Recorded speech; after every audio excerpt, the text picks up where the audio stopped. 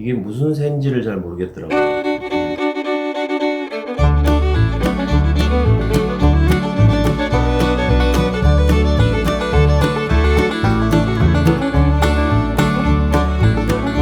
안녕하세요. 토닥토닥 하는장입니다.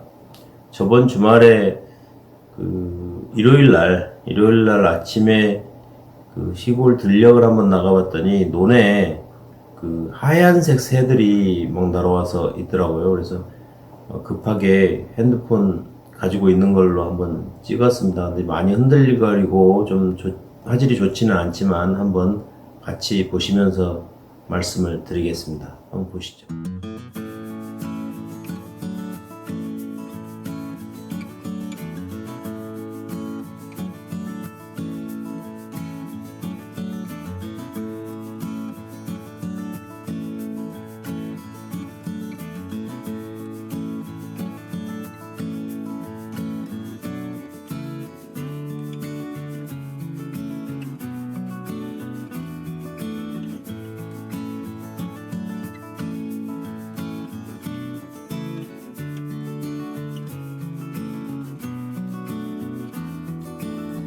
이렇게 영상은 찍었는데 이게 무슨 새인지를 잘 모르겠더라고요. 무슨 뭐 황새인지 아니면 뭐 두루미인지 아니면 백로인지 그래서 제가 인터넷으로 한번 찾아가지고 좀 정리를 한번 해보았습니다. 그래서 그걸 한번 보시면서 말씀을 드리겠습니다.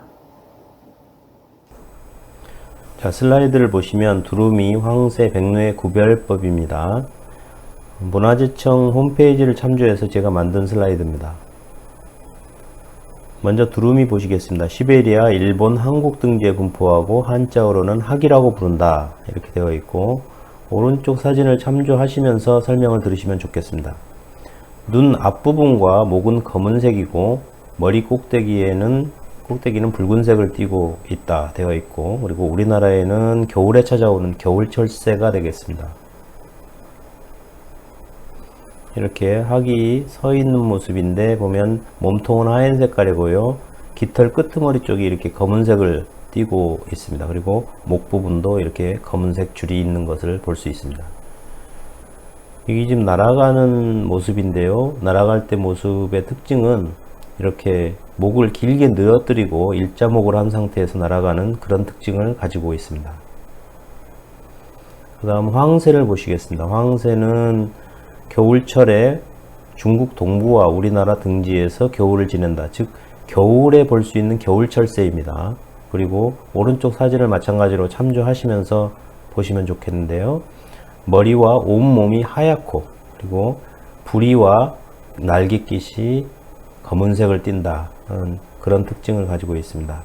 그리고 나무 꼭대기 위에 접시 모양의 큰 둥지를 만드는 새입니다. 이렇게 나무에 큰 둥지를 만들어서 그 위에서 생활을 하고요. 그리고 이건 날아가는 모습인데요. 두루미와 마찬가지로 이 목을 길게 늘어뜨려서 일자목을 한 상태로 이렇게 날아가는 그런 특징을 가지고 있습니다. 자, 백로와 외가리입니다. 백로와 외가리는 거의 비슷한데요. 색깔이 이제 백로 같은 경우는 하얀 색깔이고 외가리 같은 경우는 회색빛을 띤 깃털을 가지고 있습니다. 그래서 이 백로와 외가리는 이른 봄부터 늦가을까지 우리나라에서 번식을 한다 이렇게 되어 있습니다. 즉 다시 말하면 여름철에 볼 수 있는 여름철새가 되겠습니다. 그리고 다리와 부리를 제외한 나머지 부분은 거의 하얀색 깃털로 덮여 있고, 외가리 같은 경우는 이제 전반적으로 회색을 띠는 그런 깃털을 가지고 있다 이렇게 되어 있습니다. 이렇게 나무 위에서 이렇게 집단 생활을 하게 되고요.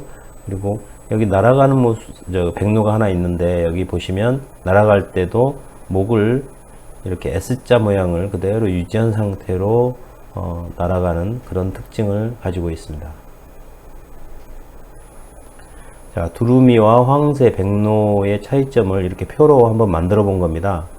두루미 같은 경우는 곡류가 주식이고요. 황새와 백로 같은 경우는 물고기가 주로 주식입니다.